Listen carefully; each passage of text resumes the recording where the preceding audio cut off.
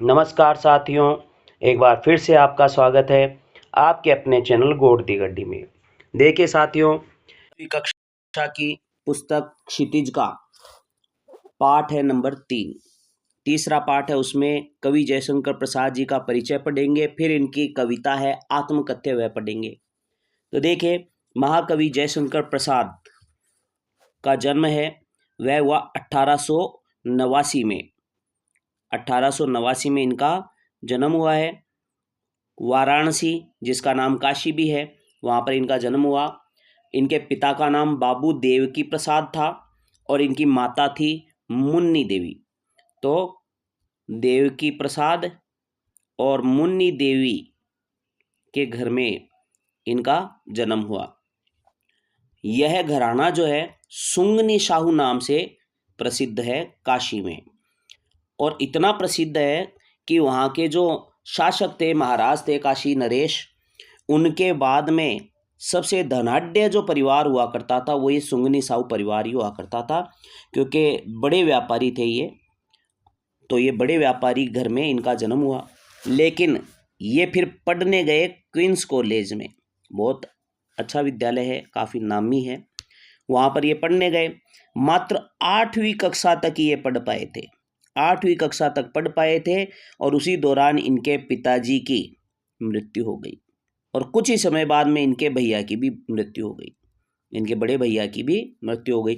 दोनों की मृत्यु होने के कारण इनकी जो शिक्षा दीक्षा है वो इनको बीच में ही छोड़नी पड़ी। साथियों, इसमें कारण तो नहीं लिखा है, लेकिन इसमें लिखा हुआ है, देखिए ये लिखा है, देखिए स्थितियां अनुकूल न रहने के कारण। तो जो अनुकूल स्थितियां कौन सी नहीं रह गई, वो थी इनके पिता की और इनके भाई की मृत्यु हो गई थी। इस कारण से ये 8वीं से आगे नहीं पढ़ पाए, इनको अपना व्यवसाय संभालना पड़ा, और इस प्रकार से इनकी पढ़ाई लिखाई वहीं बंद हो गई। लेकिन फिर भी इन्होंने स्कूल में न पढ़ने के बजाय फिर घर पर ही अध्ययन करना शुरू किया। संस्कृत, हिंदी, फारसी का अध्ययन किया और लेखन कार्य भी करते रहे, व्यवसाय भी ये संभालते रहे। छायावादी कवियों में सबसे प्रमुख है। छायावाद के 4 स्तंभ, वो इनमें से ये 1 नंबर पे यही आते हैं, प्रसाद, फिर आते हैं पंत, फिर आते हैं निराला, और फिर उसके बाद में आती है महादेवी। तो प्रसाद, पंत, निराला और महादेवी। तो प्रसाद जी है वो छायावाद के ब्रह्मा है, छायावाद के ब्रह्मा। पंत जी है वो छायावाद के विष्णु है। निराला जी है वो छायावाद के शिव हैं, और महादेवी वर्मा है वो छायावाद की शक्ति कहलाती है। इस प्रकार से ये छायावाद के शिव, जो ब्रह्मा, विष्णु और शिव और फिर शक्ति। तो आज हम जो पढ़ रहे हैं वो है छायावाद के ब्रह्मा जयशंकर प्रसाद। इनका जन्म आपको बता ही दिया, 1889 में हुआ, काशी में हुआ था। और देखिए, छायावादी प्रवृत्तियों में सबसे प्रमुख कवि हैं। इन्होंने घर पे रहते हुए अध्ययन भी किया और लेखन भी किया। लेखन देखिए आपके सामने बहुत सारी रचनाएं इनकी है, वो लिखी हुई है। उन रचनाओं के साथ में हम स्पष्ट करेंगे। तो देखिए, इनके द्वारा जो काव्य कृतियाँ जो लिखी गई, वो आप जिस क्रम से मैं बताता हूँ उसी क्रम से आसानी से याद कीजिएगा, याद हो जाएंगे। आंसू झरने लगे, आंसू झरने लगे तो झरना, और वो झरना धीरे धीरे करके लहर में बदल गया। आंसू, झरना और लहर। और इनकी सबसे प्रसिद्ध रचना है वो है कामायनी। कामायनी पर इन्हें एक पुरस्कार भी मिला है, वो है मंगला प्रसाद पारितोषिक पुरस्कार इनको प्राप्त हुआ। किस पर हुआ है? कामायनी के ऊपर। इनके जो नाटक है वो ऐतिहासिक नाटक है, साथ ही साथ इन्होंने राष्ट्रभक्ति का भाव भी इन नाटकों में डाला है। तो देखिए इनके नाटक, चंद्रगुप्त, स्कंदगुप्त, अजात शत्रु, ध्रुव स्वामिनी। देखो 2 गुप्त हो गए, याद रह जाएंगे आसानी से। चंद्रगुप्त, स्कंदगुप्त, फिर तीसरा अजात शत्रु, और चौथा हो गया आपके ध्रुव स्वामिनी, याद हो जाएगा। फिर देखिए साथियों, इन्होंने जो उपन्यास लिखे हैं वो 3 हैं, कंकाल, तितली और इरावती। ये जो इरावती उपन्यास है ये अपूर्ण रह गया, उससे पहले इनकी मृत्यु हो गई थी। कंकाल, तितली और इरावती 3 उपन्यास हैं इनके, ठीक है। फिर इनके अलावा इन्होंने कहानी संग्रह भी लिखे हैं, आकाशद्वीप, आंधी, इंद्रजाल, और एक और मुझे याद आ रहा है वो है प्रतिध्वनि। आकाशद्वीप, आंधी, इंद्रजाल और प्रतिध्वनि। तो ये इनके कहानी संग्रह साथियों। इन्होंने इतनी रचनाएं लिखी है।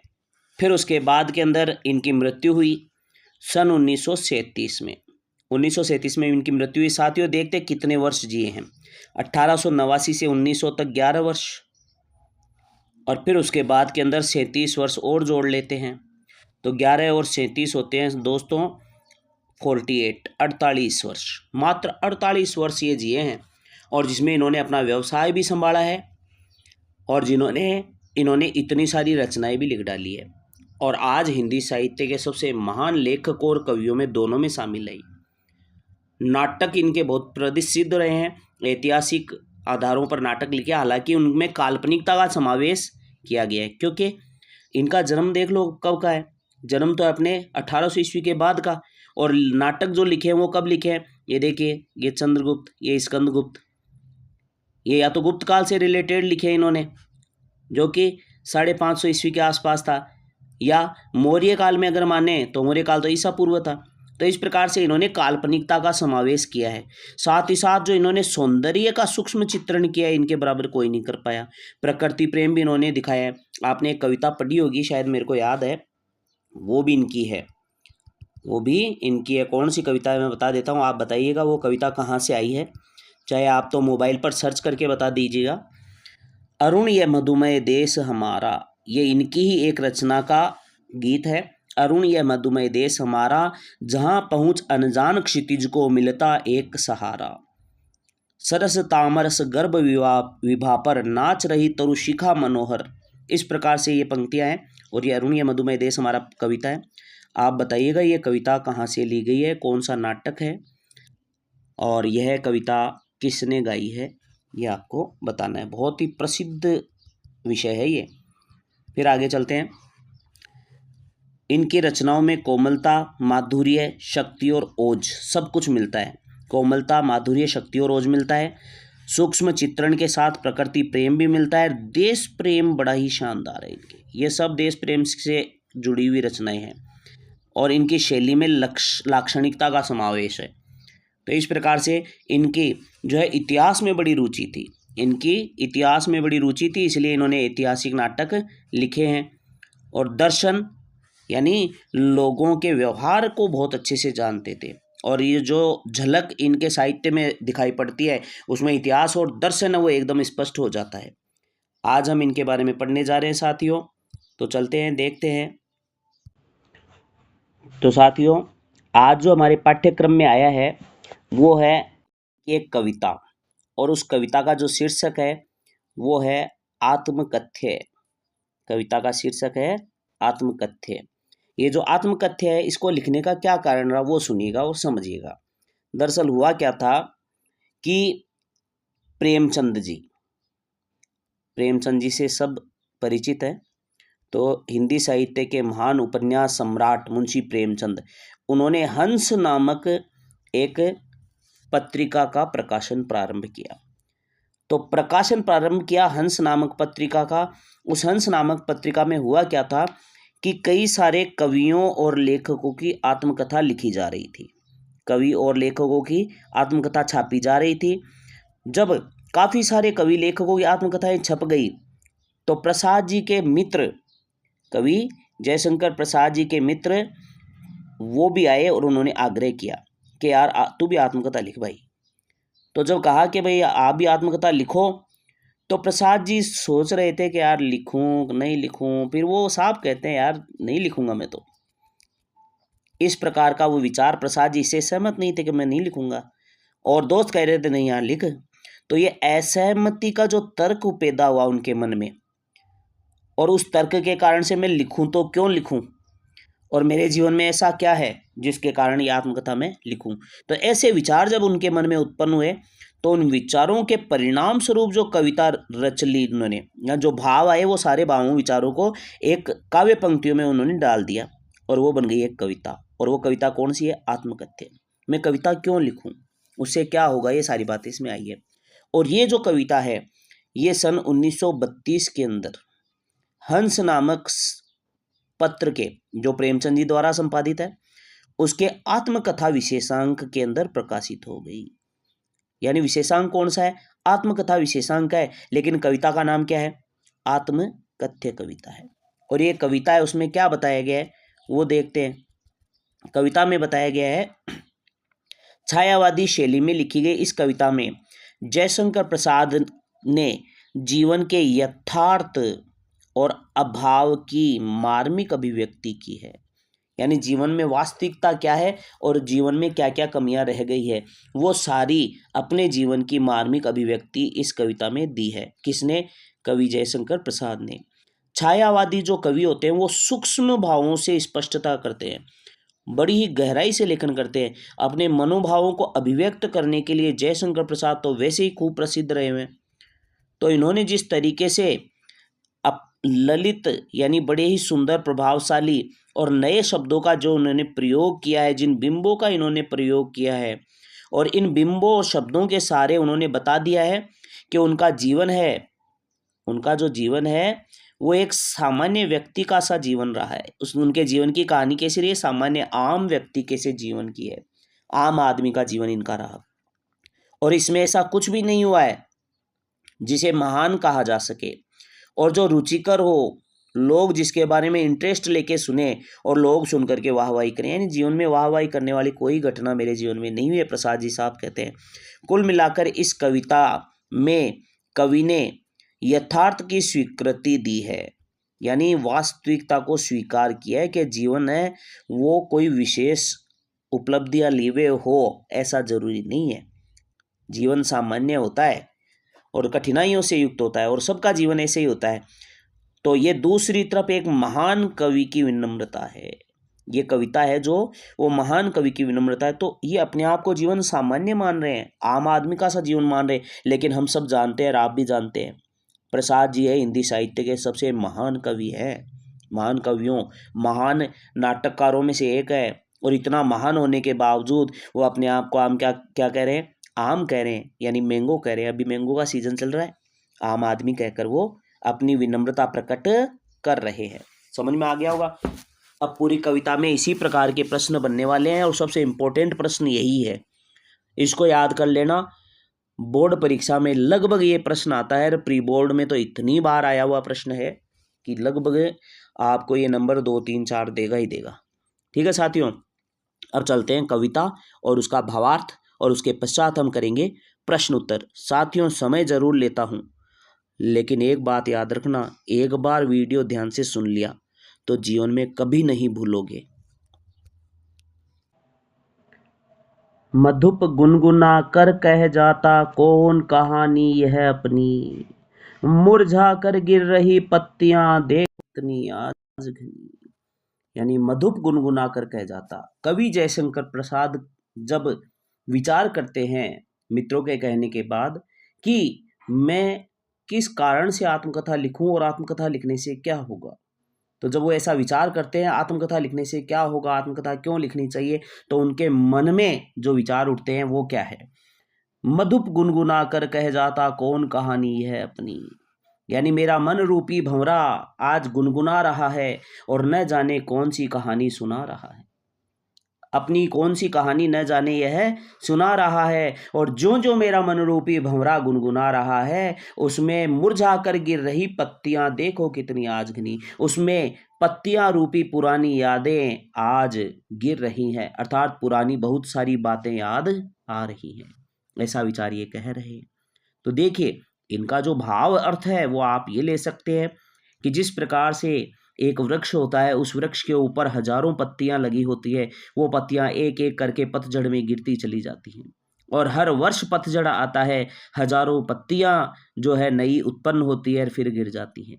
इस प्रकार से जीवन है वह परिवर्तनशील है, और परिवर्तनशील इस जीवन के अंदर संकट कठिनाइयां आती रहती है, और समय सदैव परिवर्तनशील रहता है।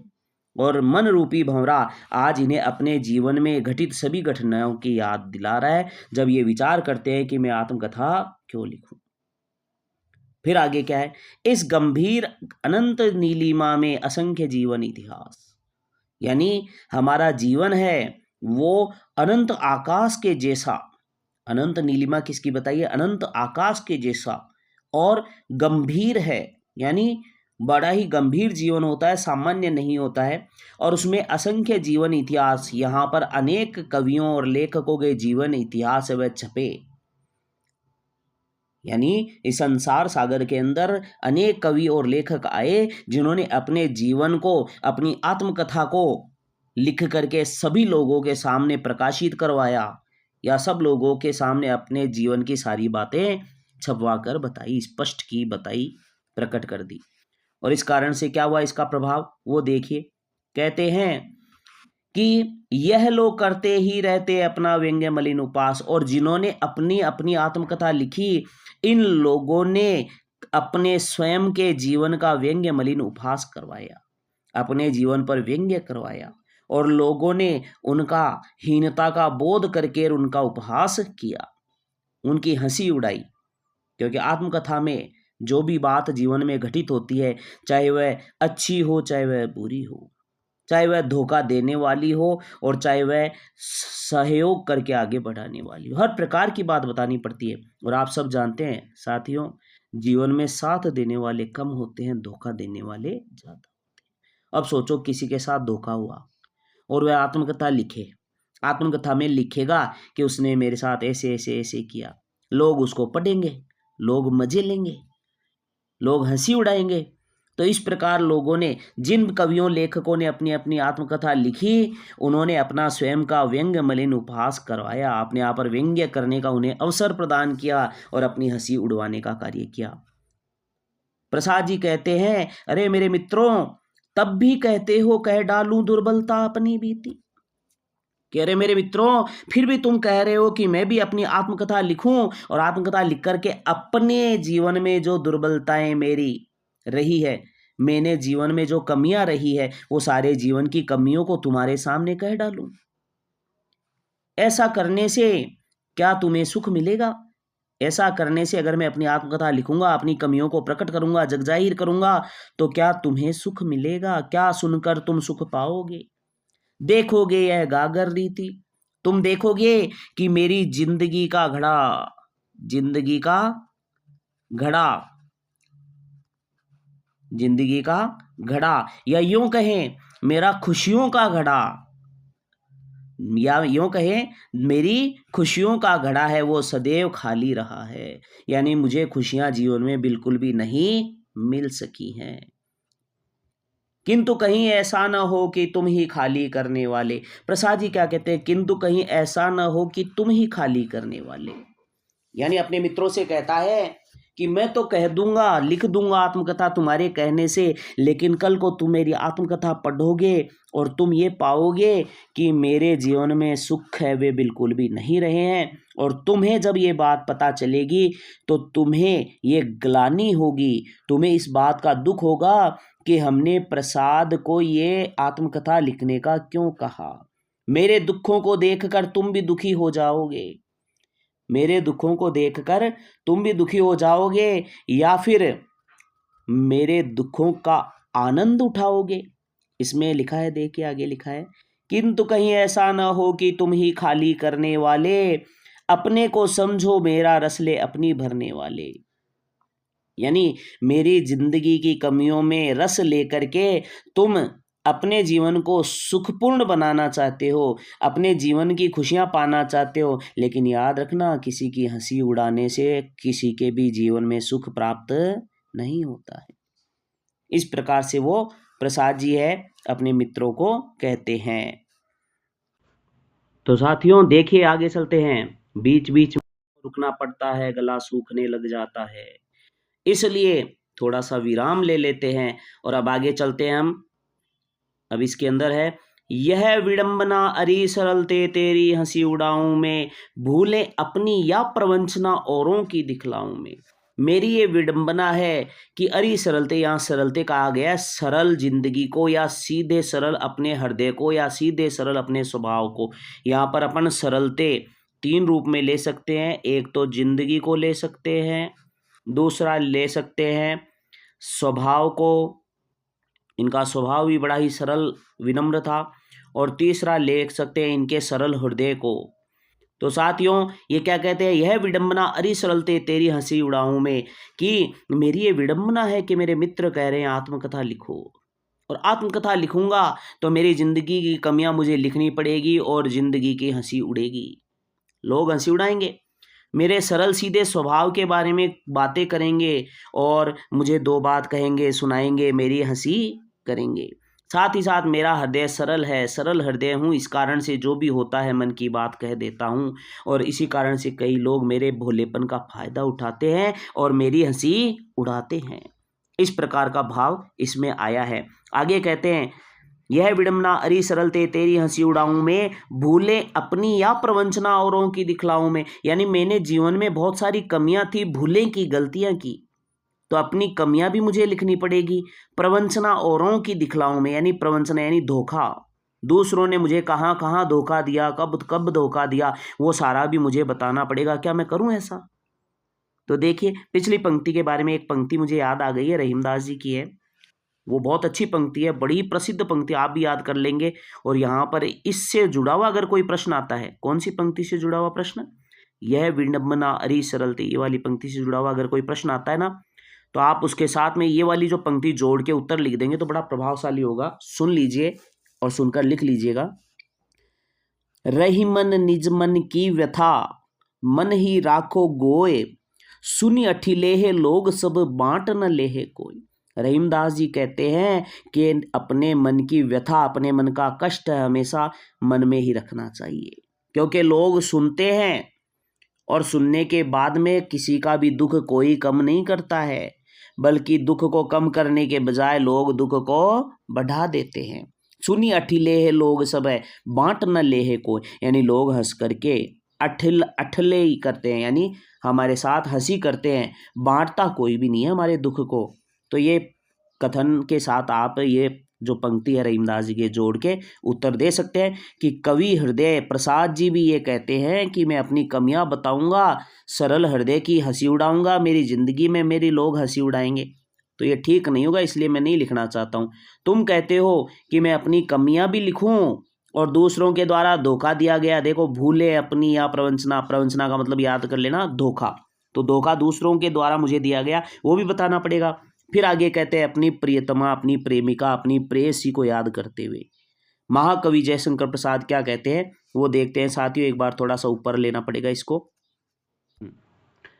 तो देखिए साथियों होता क्या है, उज्जवल गाथा कैसे गाऊं मधुर चांदनी रातों की, अरे खिलखिलाकर हंसते होने वाली उन बातों की। कवि जयशंकर प्रसाद कहते हैं मधुर चांदनी रात यानी सुखों से भरी हुई रातें अपनी प्रेमिका के साथ, अपनी प्रेयसी के साथ मैंने बिताई नहीं बिताई। यहाँ पर सीधी सी बात है, सुखमय पल, सुखमय क्षण, सुखों से भरा हुआ समय मेरे जीवन में मुझे मिला ही नहीं। कैसे गाऊं, मिला ही नहीं, कैसे गाऊं? उज्जवल गाथा, उजली गाथा, तो उजली कहानियां मैं कैसे सुनाऊं? मेरे जीवन में सुखों के मैं कल्पना भी नहीं कर सकता, क्योंकि मुझे सुख मिले ही नहीं है। उज्जवल गाथा कैसे गाऊं मधुर चांदनी रातों की, अरे खिलखिला कर हंसते होने वाली उन बातों की, क्योंकि मिला कहाँ वह सुख जिसका मैं स्वप्न देख कर जाग गया, आलिंगन में आते आते मुस्कुरा कर जो भाग गया।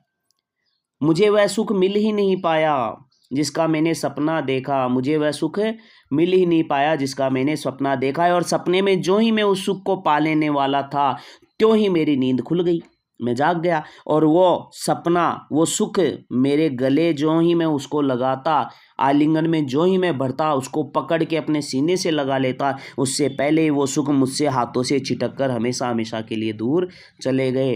अर्थात मुझे अपनी प्रियतमा के साथ मधुर समय बिताने का बिल्कुल भी अवसर प्राप्त नहीं हुआ है। मेरे जीवन में सुख बिल्कुल नहीं रहे, मेरा जीवन का घड़ा सुखों से एकदम खाली रहा है। तो कुल मिलाकर के सुखों से अधूरा जीवन, अपूर्ण जीवन, साथ ही साथ नहीं निभाकर साथ छोड़कर चला गया।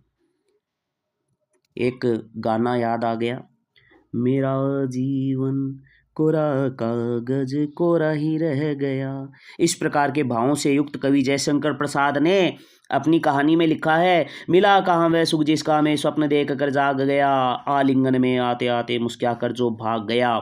अब देखिए वो कितनी सुंदर थी। इन्होंने अपनी प्रेयसी, अपनी प्रेमिका, अपनी प्रिया के सौंदर्य का वर्णन करते हुए कहा है कि उसके गाल इतने लाल थे, ये देखिए अरुण कपोल यानी लाल गाल।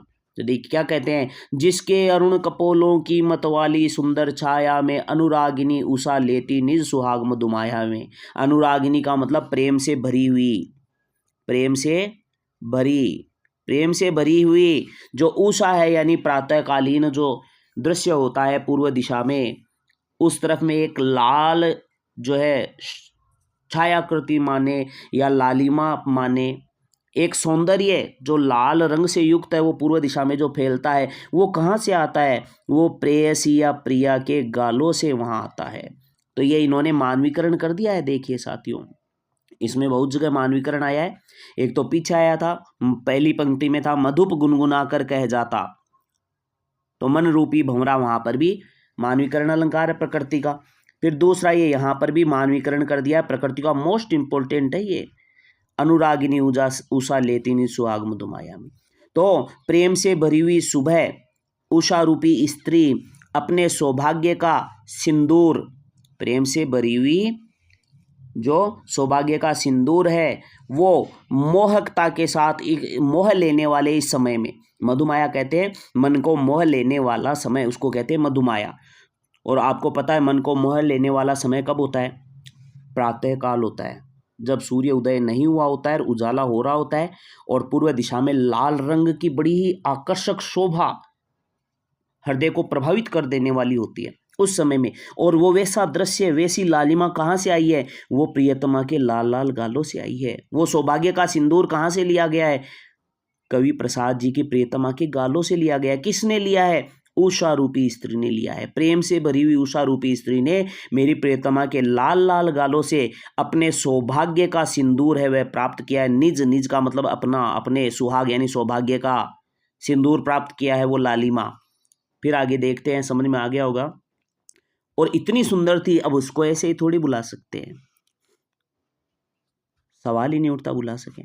उसकी स्मृति पाथेय बनी थके पथिक की पंथा की, और उसकी यादें पाथेय का मतलब है रास्ते का भोजन, पाथेय का मतलब है आपके रास्ते का भोजन। उसकी स्मृति पाथेय बनी थके पथिक की पंथा की, यानी मैं इस जिंदगी रूपी रास्ते का थका हुआ पथिक हूँ। जिंदगी रूपी रास्ते का, अब देखिए ये रास्ता है ना, ये पंथा यानी रास्ता, पंथा का मतलब है रास्ता। तो देखिए साथियों ये अलग अलग शब्द है, इनका आप याद कर लीजिएगा, याद करना जरूरी है। पंथा का मतलब रास्ता और पाथेय का मतलब आपको मैंने इधर लिख दिया, देखिए रास्ते का भोजन। और स्मृति का मतलब यादें, यानी उस प्रियतमा की यादें मेरी जिंदगी रूपी रास्ते का क्या है, भोजन बनी हुई है, यानी मेरी जिंदगी उसी के यादों के सहारे कट रही है।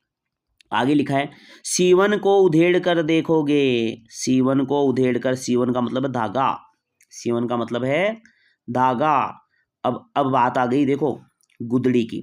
कंथा, कंथा का मतलब होता है गुदड़ी, गुदड़ी के अंदर धागे होते हैं, बहुत सारे पूरी पूर होते हैं, पूरी इकट्ठे करके एक जगह पुराने पूर रख करके और उनकी गुदड़ी बनाते थे पुराने लोग, पुरानी महिलाएं यही काम करती थी।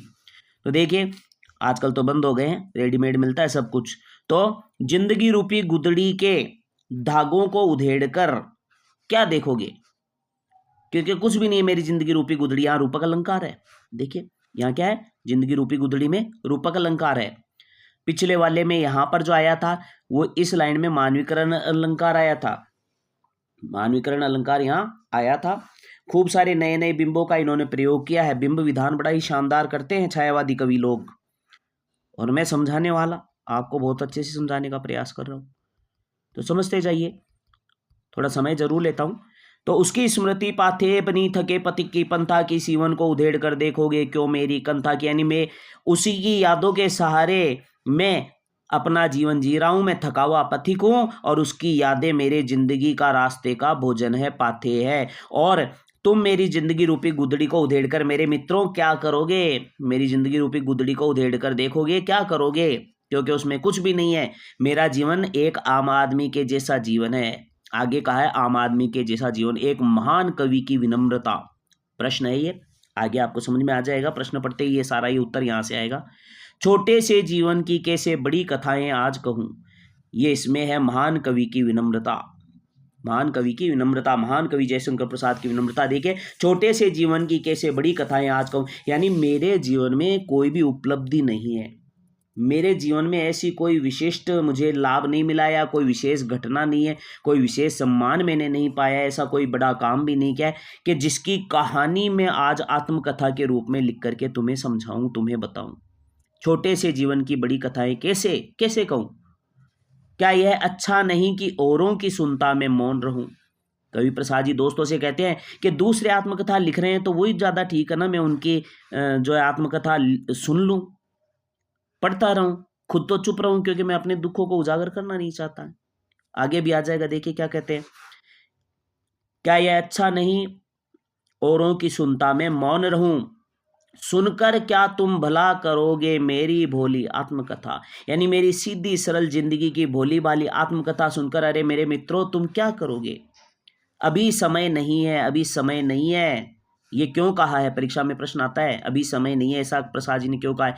क्योंकि इनके जीवन में जो दुख थे, कष्ट थे, या अच्छी यादें थी, जो भी था, वो सब बड़ी मुश्किल से इन्होंने बुलाया, उनको शांत किया है, उनको सुलाया है। और बड़ी मुश्किल से अभी वो जो मेरी जो व्यथा है, वो बड़ी मुश्किल से मौन हुई है, शांत हुई है, चुप हुई है, और अब शांति से वह सोई हुई है।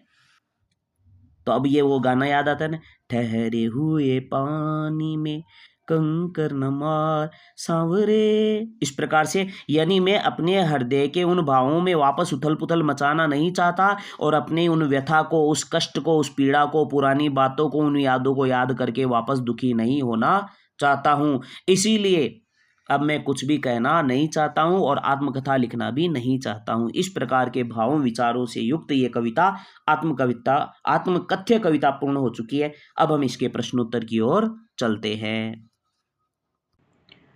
तो साथियों, अब चल रहे हैं हम प्रश्नों में। तो देखिए, हमने अब तक जो देखा है उसके आधार पर यह फिक्स हो गया है कि कवि जयशंकर प्रसाद है, उसके जीवन के जो कष्ट है, उसकी जो स्मृतियां हैं, जो वेदनाएं हैं, दुख दर्द है, व्यथा है, वो सब बड़ी मुश्किल से उन्होंने अभी शांत किया है। और वह पुनः अपनी उन स्मृतियों को जगा करके आत्मकथा लिखना चाहता नहीं है, क्योंकि आत्मकथा लिखने से फिर से कष्ट बढ़ जाएगा, और इसीलिए वह चुप रहना चाहता है। और इसी कारण से उसने साफ कहा है अभी समय नहीं है, ऐसा कह करके कविता को उसने पूर्ण कर दिया है। और अब पहला प्रश्न, संपूर्ण कविता में से कुछ कुछ छोटे छोटे शब्द छांट करके लिखने हैं। तो वो क्या है, कवि आत्मकथा लिखने से क्यों बचना चाहता है? कवि आत्मकथा लिखने से इसलिए बचना चाहता है क्योंकि उसे अपनी कमियों के बारे में लिखना पड़ेगा, अपने जिंदगी की दुर्बलताओं के बारे में बताना पड़ेगा, दोस्तों से मिले हुए धोखे को भी बताना पड़ेगा, पुरानी बातें, पुरानी यादें ताज़ा हो जाएगी, और जिस कष्ट को उन्होंने अभी शांत किया है वो कष्ट उभर जाएगा। लोग कमियां, भूलें आदि जानकर उसकी हंसी उड़ाएंगे, और इस कारण से वह लोगों के सामने व्यंग्य का पात्र बन जाएगा, और ऐसा वो बिल्कुल भी नहीं चाहते हैं, इसीलिए आत्मकथा लिखने से बचना चाहते हैं। पहला प्रश्न साथियों समझ में आ गया होगा। अब हम चलते हैं दूसरे प्रश्न में। ये देखिए, दूसरा प्रश्न अब ये भी बताया मैंने, तो 2 ही मिनट हुए हैं। आत्मकथा सुनाने के संदर्भ में अभी समय नहीं है, प्रसाद जी ने ऐसा क्यों कहा है? प्रसाद जी ने इसलिए कहा है क्योंकि उनके जीवन में कोई बड़ी उपलब्धि मिली नहीं थी। जीवन में वेदना, कष्ट, व्यथा, पीड़ा आदि उसे मिले, और जो बड़ी मुश्किल से अब शांत हुए हैं, और वह वापस से उन्हें कुरेदना नहीं चाहता, और अपने उस कष्ट को हरा करना नहीं चाहता, क्योंकि अगर वह कष्ट रूपी उन फोड़ों को वापस से कुरेदेगा तो वो नासूर बन जाएंगे और कभी ठीक नहीं हो पाएंगे, पीड़ा ही देंगे। इसलिए वो साफ कहता है अभी समय नहीं है। अगला प्रश्न साथियों देखते हैं। अगला प्रश्न है आपके, वो है स्मृति को पाथेय बनाने से क्या आशय है। उसकी स्मृति पाथेय बनी आई थी। पाथेय का अर्थ होता है रास्ते का भोजन, बता दिया था। तो कवि अपनी प्रियतमा की यादों के सहारे अपना जीवन जी रहा है। जैसे राह में चलने वाला एक राहगीर अगर लंबा रास्ता हो तो वह अपना खाना साथ लेकर जाता है, उस खाने को रास्ते में आराम से एक जगह पेड़ के नीचे बैठकर खाता है और फिर आगे बढ़ जाता है। तो इसकी जिंदगी रूपी रास्ते का जो भोजन है वो प्रियतमा की यादें हैं और उन यादों के सहारे प्रसाद जी अपना जीवन जी रहे हैं। या आप लिख देंगे, एकदम सटीक उत्तर है साथियों, गाइड वगैरह में ऐसा उत्तर नहीं मिल सकेगा। फिर देखिए आगे चलते हैं। अगला प्रश्न जो है वो है आपके, इन पंक्तियों का भाव स्पष्ट करना है। मिला कहाँ वह सुख जिसका मैं स्वप्न देख कर जाग गया, आलिंगन में आते आते मुस्कुरा कर जो भाग गया। कवि प्रसाद जी साफ कह रहे हैं कि मेरे जीवन में मेरी प्रेयसी, प्रेमिका, प्रियतमा के साथ जो प्रेम से बिताए जाने वाले सुख देने वाले पल, सुख देने वाला समय, जो मुझे आशा थी कि मुझे मिलेंगे, लेकिन वो सुखद समय मेरे जीवन में आने वाला था, लेकिन आने से पहले ही आते आते जो ही मैं उसको आलिंगन करना चाहता था, गले लगाना चाहता था, अचानक से दूर हो गए। और कुल मिलाकर के मेरे जीवन में सुखों का केवल दिखावा रहा है। मेरे जीवन में सुख मुझे कभी मिले ही नहीं है। हमेशा केवल वो झलक दिखाई देती है कि सुख मिल रहा है, मिल जाएगा, लेकिन मिल नहीं पाता है। ये वैसा ही है मृग तृष्णा जैसा, संसार में इंसान भागता रहता है, भागता रहता है हिरण के समान।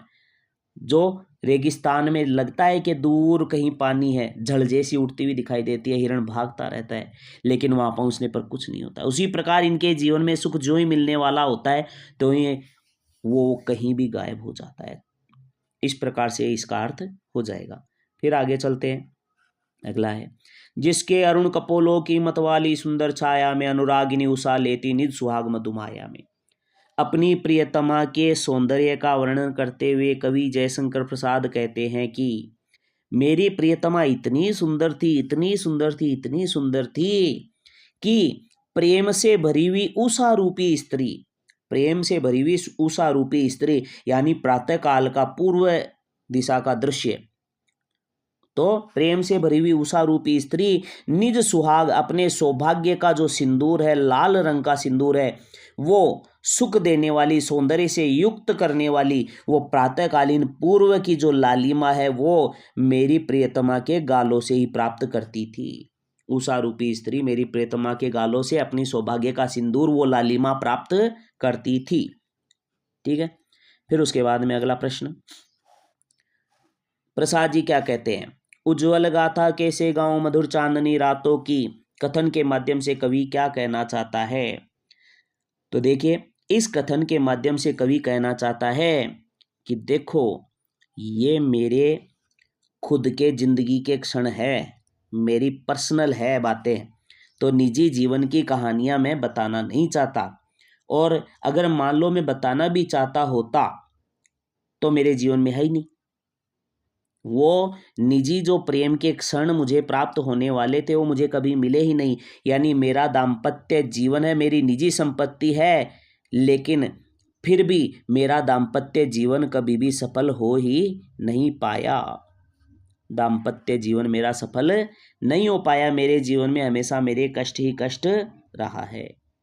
ठीक है। तो दाम्पत्य जीवन में कष्ट ही कष्ट रहा है और वह दाम्पत्य जीवन के कारण से, अपनी प्रियतमा की यादों के कारण से साफ कहता है कैसे मैं बताऊं, क्योंकि है ही नहीं ऐसा कुछ।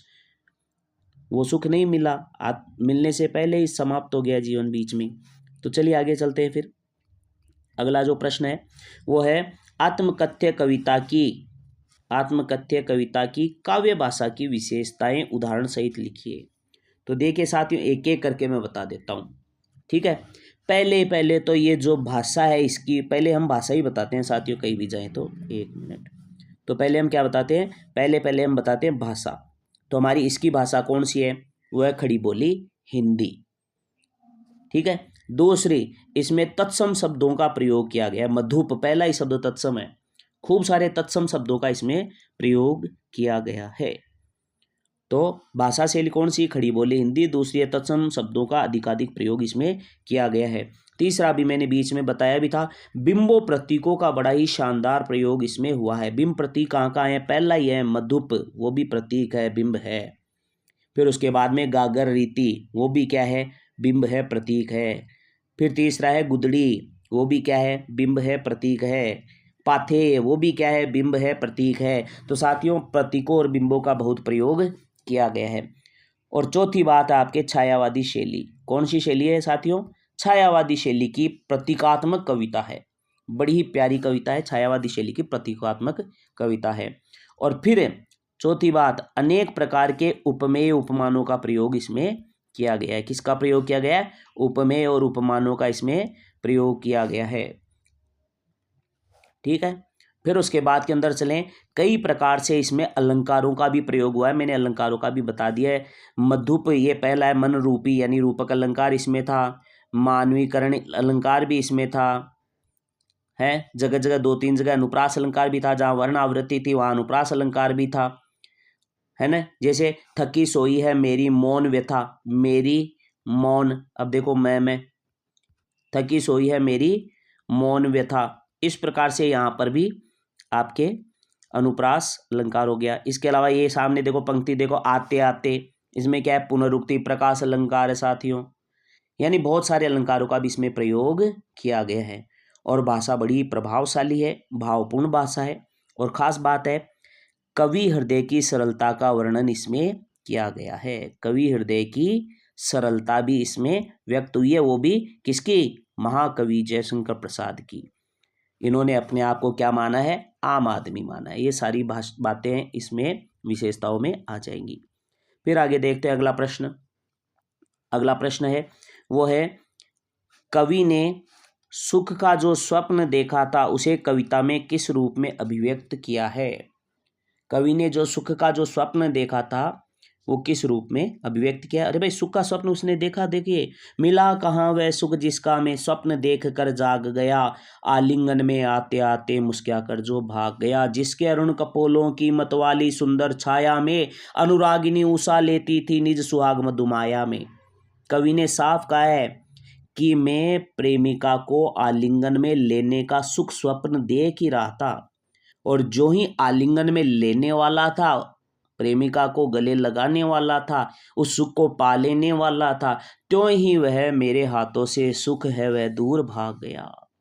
वो मधुर चांदनी की प्रेम भरी बातें, वो मधुर चांदनी की जो प्रेम भरी बातें हैं, वो सदैव सदैव हमेशा हमेशा के लिए मुझसे दूर चली गई। यानी कुल मिलाकर के वो मुझे चांदनी रातें वो मिल ही नहीं पाई, क्या करें। खिलखिलाते हुए सुखों से युक्त उस प्रिया के गालों को देखते हुए, उसके सौंदर्य को निहारते हुए वो सुख मुझे नहीं मिल पाया।